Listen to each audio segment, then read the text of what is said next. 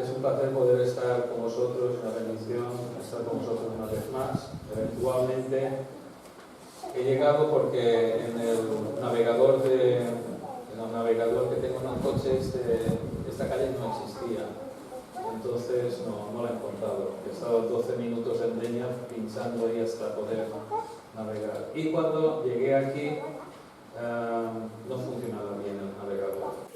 Y después se me he metido en un callejón por donde me decía el GPS y había un camión de estos de reciclaje que no podía pasar. Y entonces he tenido que hacer marcha atrás no sé cuántos metros. Pero eventualmente estamos aquí. En otras ocasiones, cuando he venido a Valencia, también ha habido problemas, ¿verdad? Igual continuaremos viniendo. Romanos 6:11 dice: así también vosotros consideraos muertos al pecado, pero vivos para Dios en Cristo Jesús, Señor nuestro. Muerte y vida, esa es la experiencia de cada hijo de Dios que ha conocido la salvación de Jesucristo. Con la ayuda de Dios vamos a ver este pasaje de Romanos 6, 1 al 14 que se ha leído en la lectura pública. Estaré saltando de un versículo a otro y no necesariamente en orden cronológico, pero nos quedaremos en este pasaje en esta mañana. Muertos al pecado, vivos para Dios en Cristo Jesús. Eso es el estado del creyente nacido de nuevo, el estado normal. Es la posición espiritual en la cual se encuentra desde el momento que Dios tocó su corazón y le dio vida eterna en Cristo Jesús. El versículo 12 de nuestro pasaje dice: no reine pues el pecado en vuestro cuerpo mortal, de modo que lo obedezcáis en sus concupiscencias. Este versículo nos dice claramente que no debemos dejar que el pecado reine en nuestras vidas, en nuestro cuerpo. No debe acampar a sus anchas en nosotros, porque como cristianos, limpiados por la sangre de Jesucristo, hemos muerto al pecado, lo hemos dejado atrás, lo hemos renunciado en el momento de nuestra conversión. Aquí podemos resaltar un error doctrinal que deberíamos conocer. Algunos dicen o creen erróneamente que para convertirnos a Cristo, para tener una relación con Dios, tenemos que primero eliminar el pecado totalmente de nuestras vidas. Tenemos que primero alcanzar con nuestros propios esfuerzos un estado aproximándose a la perfección. Es decir, ir a Jesucristo limpios de cualquier pecado. Pero la Biblia no presenta la salvación del alma así, es al revés. Cuando el alma arrepentida es tocada por el Espíritu Santo de Dios, va a Jesucristo tal como está, con toda la suciedad que arrastra, con todos los pecados que ha cometido, con todo su ser afectado por el pecado adámico, que hasta el momento de la conversión ha dirigido y encaminado su vida. Es Dios quien tiene que limpiar la persona del pecado de su vida. Es la obra transformadora del Espíritu Santo quien debe borrar sus pecados pasados. Es la obra del Señor Jesucristo en la cruz que ha limpiado sus pecados derramando su sangre por cada uno de sus redimidos. Como hijos de Dios, nacidos de nuevo, eso sí, tenemos que dejar el pecado atrás, matarlo diariamente, olvidarnos de él en el sentido de no entretenerlo para que no se adueñe de nuestras vidas. El pecado es como un capataz severo, te controlará, te condicionará tu vida y tus relaciones, y todo ello de forma negativa con respecto a tu caminar para con Dios. El pecado actúa en el área de tu corazón, manipulando para guiarlo hacia deseos ilícitos, sucios, que solo pueden llevarte a una bancarrota espiritual. El pecado actúa en la mente, haciéndote creer que puedes hacer tal o cual cosa, llevar a cabo una serie de actuaciones no recomendables para un hijo de Dios, bajando barreras espirituales, reventando todos los dispositivos de seguridad espirituales. El pecado te lleva a pensar que puedes hacer ciertas cosas sin ofender a Dios, cuando todo el tiempo es un engaño de parte de Satanás para embaucarnos y atraparnos en sus redes. Y el pecado hace que utilices alguna parte de tu cuerpo físico para aquello que no agrada a Dios.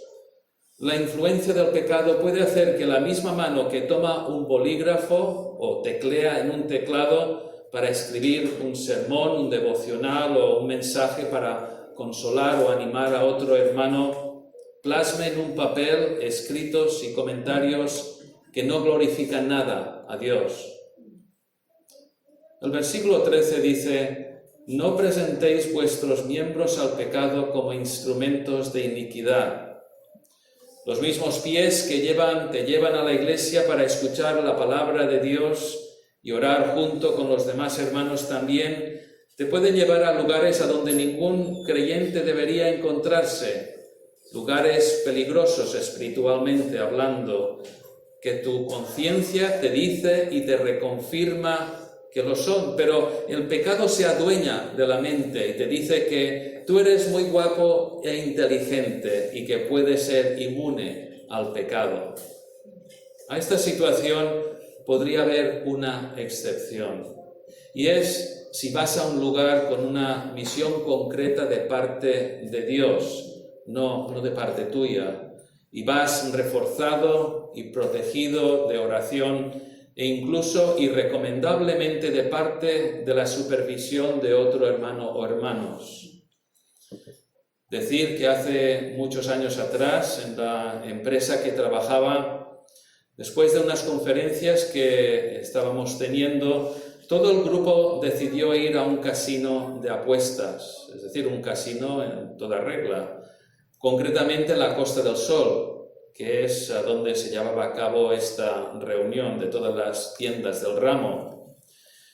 Mi primera reacción fue que allí no iba a ir yo, especialmente con la tirria que tengo por el juego y las apuestas, pero decidí ir para investigar cómo era aquello, cómo era un antro de juego donde la gente se dejaba sus salarios, sus ahorros y regresaban a casa a su familia sin nada. No había nada que pagar para entrar y mirar. Y dejé bien claro a mis compañeros que entraría, miraría, estaría unos minutos y me iría. Aquel lugar era un sitio repugnante. Se palpaba en el ambiente que estaba totalmente dirigido por Satanás. Me quedé unos minutos para ver varios de mis colegas gastarse unos 20 euros cada uno en una sola jugada de cartas, y todos perdieron su apuesta. Es decir, en unos segundos volaron 60 euros. Lugares como estos es a donde no puede encontrarse un creyente verdaderamente nacido de nuevo. Ahí no tiene nada que hacer.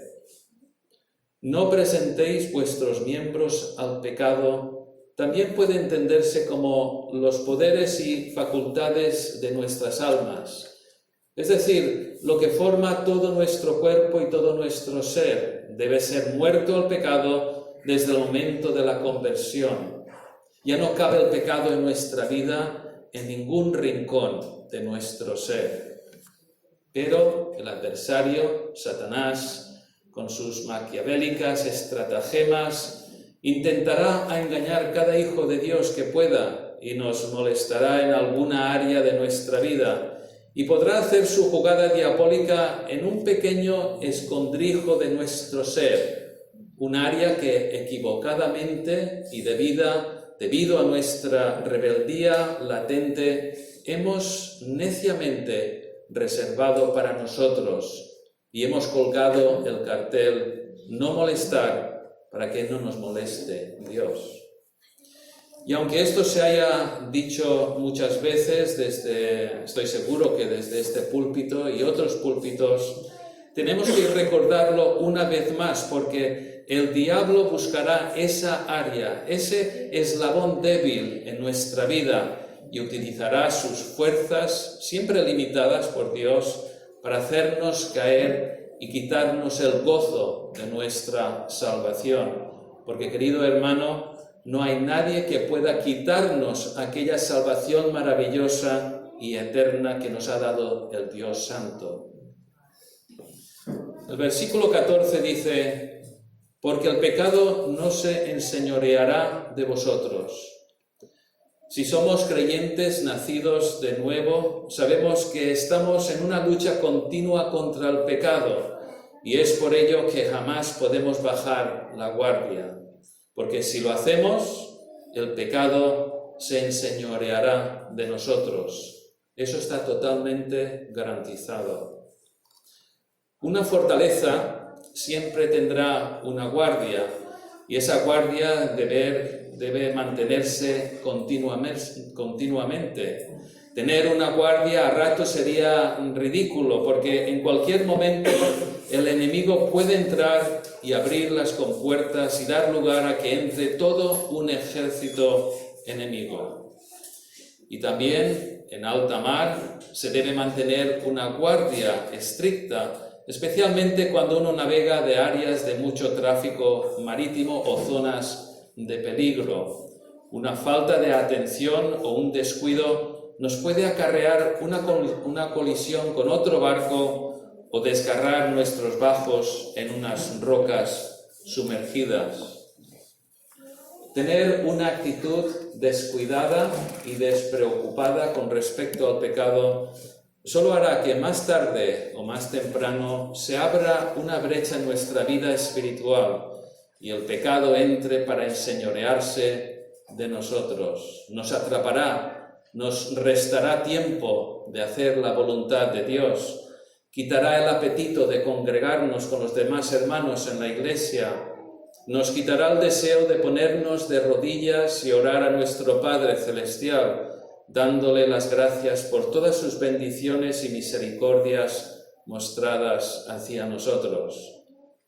Ahora bien, también tenemos que tener claro que después de la conversión, el pecado ya no puede condenarnos, porque la obra de Jesucristo en la cruz, por cada uno de sus redimidos, nos ha rescatado de la muerte eterna y nos ha regalado la vida eterna.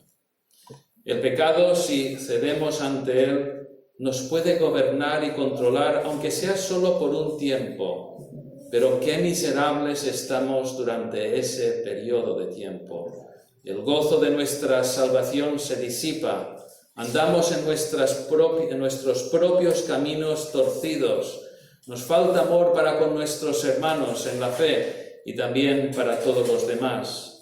No es una situación bonita y debemos lo más pronto posible arrepentirnos y regresar al Señor Jesucristo para que una vez más nos ponga en el buen camino. El versículo que se ha leído al principio, el versículo 11, dice: así también vosotros consideraos muertos al pecado, pero vivos para Dios en Cristo Jesús, Señor nuestro. Y es uno de los versículos claves de nuestro pasaje sobre lo que se basa la exposición de esta mañana. Ya hemos considerado la primera parte de este versículo, ser muertos al pecado, y ahora nos toca ver la segunda parte, estar vivos para Dios en Cristo Jesús, Señor nuestro. Estar vivos y estar vivos para Dios son dos estados de la naturaleza humana muy diferentes. Cuando el ser humano que no conoce a Dios es tocado por su Espíritu Santo, es cambiado radicalmente. Es entonces cuando se da cuenta que antes no estaba vivo. El Espíritu Santo le da entendimiento para reconocer el pecado que hay en su vida. Se da cuenta que su propia justicia no le puede salvar de una condenación eterna y que la milagrosa intervención de Dios en su vida es lo que le ha vivificado. Desde ese momento en adelante está vivo, vivo para Dios en Cristo Jesús, porque es la obra de Jesucristo en la cruz que lo justifica. La fe que Dios le ha dado hace posible que crea en esa obra única e histórica. Reconoce que Cristo murió por él, que Cristo resucitó para salvarle de una eternidad en el infierno. Se da cuenta que antes estaba totalmente muerto en sus pecados y rebeliones. Puede apreciar la carga del pecado, ver la corrupción de su naturaleza adámica. Se da cuenta que antes estaba totalmente perdido y ahora es una nueva criatura en Cristo Jesús. Pero debemos tomar nota que el versículo dice: vivos para Dios en Cristo Jesús, Señor nuestro.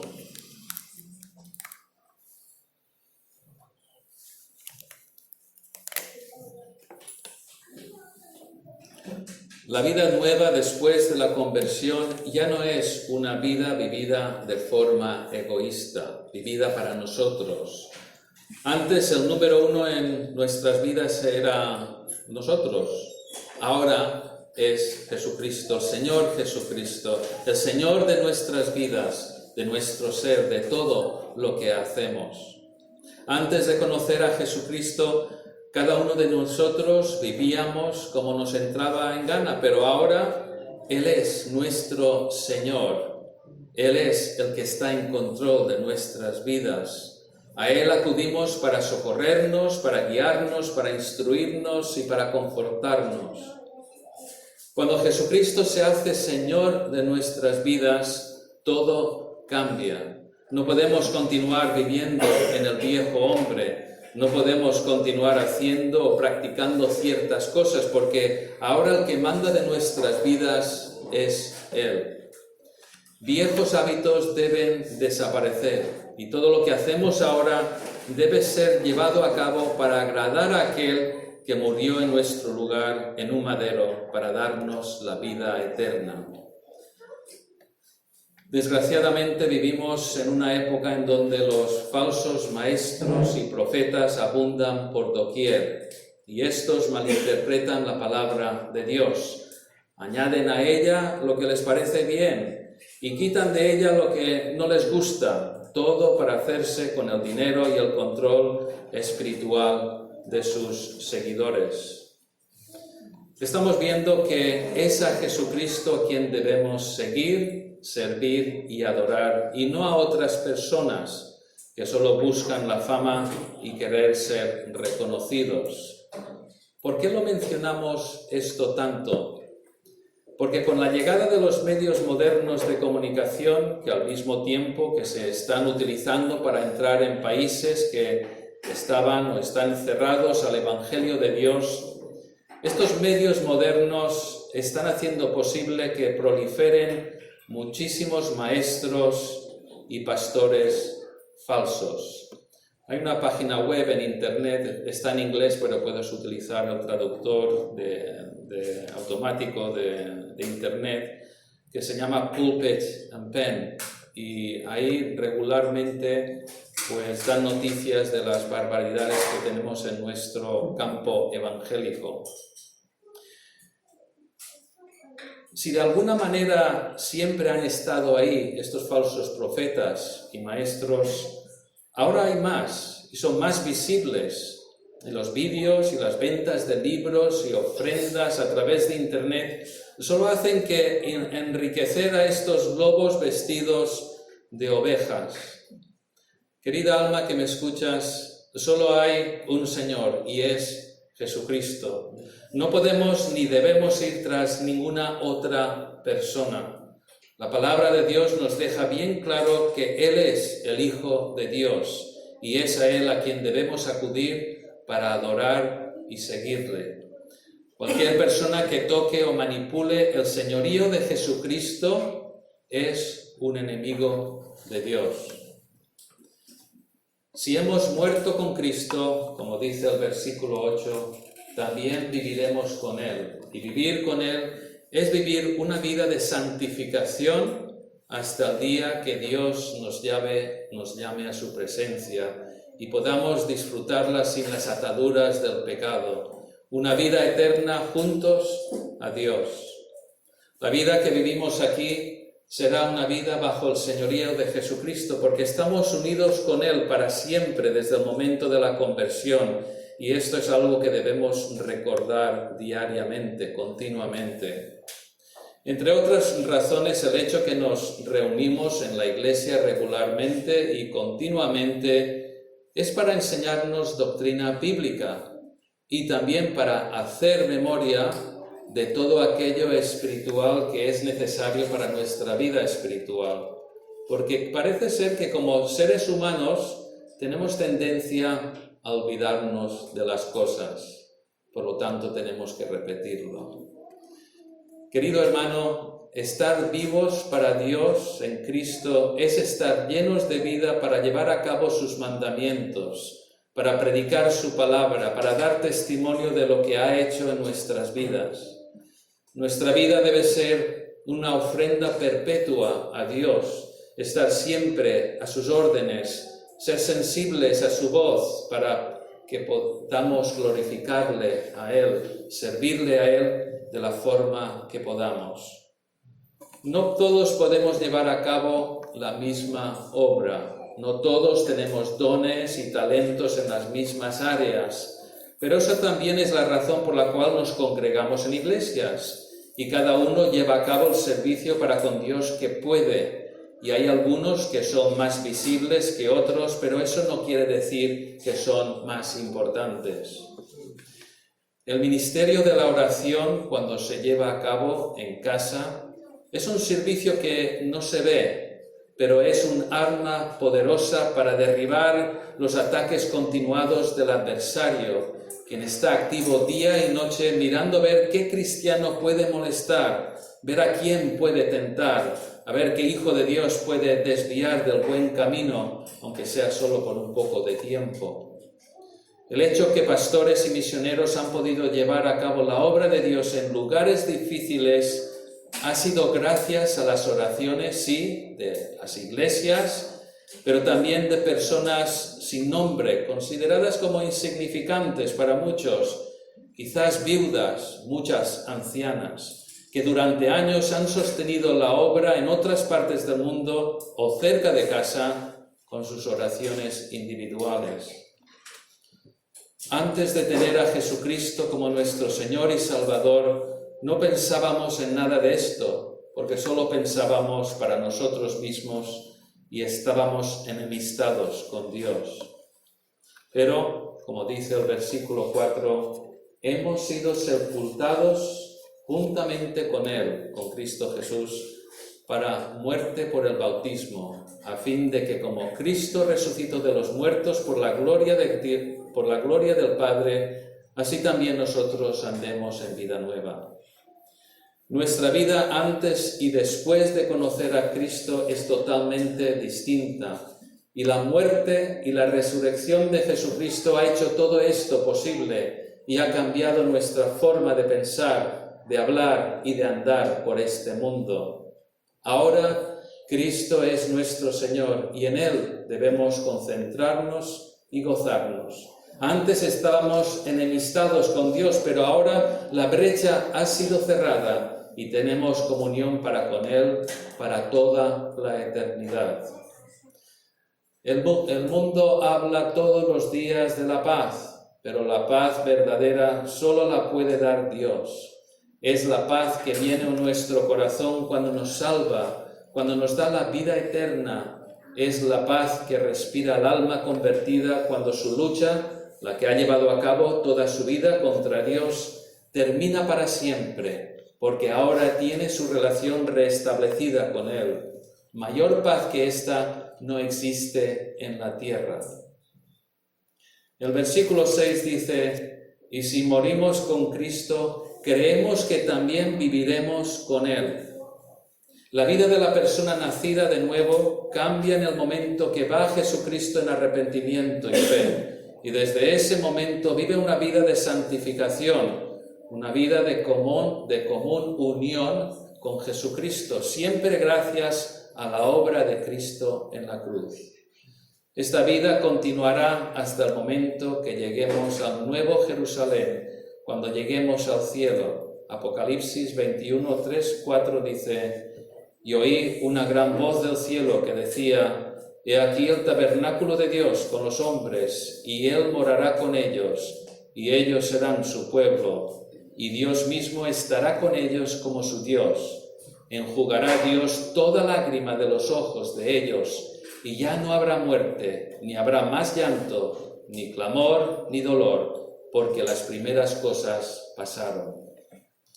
Allí en el cielo ya estaremos lejos del dolor de este mundo y estaremos juntos a Dios en comunión perfecta, ininterrumpida para siempre, gozándonos de su presencia. Hasta ese momento, aquí en la tierra, tenemos que vivir no en el pecado, no dejando que el pecado haga mella en nuestros corazones, sino buscando el rostro de Dios cada día, buscando andar en santidad, apartando tiempo para adorarle a Él y solo a Él, y trayendo el mensaje de las buenas nuevas a nuestros familiares, amigos y otras personas que en estos momentos están sin esperanza, están muertos en sus delitos y pecados y que no conocen la salvación de Cristo. Querida alma que estás aquí en esta mañana y que no conoces al Salvador Jesucristo, no tienes por qué quedarte en ese estado, no tienes por qué estar muerto a las cosas de Dios, no tienes por qué estar muerto en tus pecados. Quizás piensas que no eres bastante bueno para ir a Jesucristo. Bueno, pues eso ya lo hemos visto al principio. La salvación viene de parte de Dios y no viene por tus propios esfuerzos. Ya puedes hacer todas las obras de caridad en el mundo, dar dinero a todas las ONGs que quieras, que jamás podrás estar limpio por ti mismo. Dios no busca a personas buenas para salvar, sino a aquellas que reconocen que son pecadores, porque Dios ha comenzado a obrar en sus vidas, en su corazón, y ha revelado el pecado que hay en ellas. Si crees equivocadamente que eres bastante bueno para entrar al cielo por ti mismo, entonces Jesucristo no te sirve de nada, no necesitas de su salvación. Todo lo que hemos visto esta mañana acerca del pecado y la manera que el creyente nacido de nuevo puede batallar y tener la victoria sobre él es porque es salvo y es Dios el que le da las fuerzas para batallar contra todas las tentaciones que le vienen de este mundo, de la carne y del diablo. Querida alma, no hay otro camino a Dios, es solo a través de Jesucristo. Hay personas que han venido a las iglesias a donde hemos estado y no han conocido la salvación de Dios porque creían que eran suficientes hacer buenas obras, ser buenas personas, entre comillas. Desgraciadamente, a no ser que se hayan entregado verdaderamente al Señor posteriormente, a no ser que hayan ido a Dios en arrepentimiento, todavía estarán vagando por el mundo, muertos en sus delitos, sin esperanza para el presente o el futuro. No caigas en ese mismo error. Tú no puedes salvarte a ti mismo. Si Dios te ha hablado a tu corazón esta mañana, entrégale tu vida, toda tu vida, que no quede ningún rincón reservado para ti. No te quedes nada para ti y ve a Él en arrepentimiento, reconociendo que eres pecador, que necesitas de su salvación. Si así lo haces, Dios te dará la salvación, te dará una nueva vida, borrará tus pecados, te salvará de las llamas del infierno, a donde irán todos los pecadores que no se han arrepentido. Pero no lo dejes para más tarde. No lo dejes para otro día. Hoy es el día de la salvación. Hoy la puerta está abierta, pero no estará abierta siempre.